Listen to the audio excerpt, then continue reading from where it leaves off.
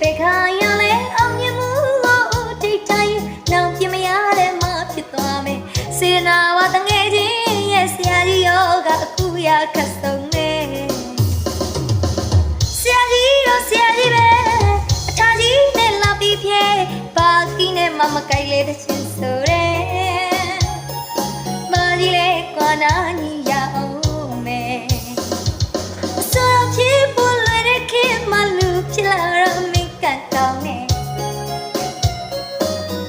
စက်ပြကောင်းတော့ကောင်းမောင်သာဖြူတယ်မနိုင်တဲ့ကီကိုမမင်းကန်ဆွဲတဲ့တမ်းဖန်နေသူအောင်နောက်ချက်ပဲဆရာကြီးစင်ကားတပြားမှမရှောင်ရဲ့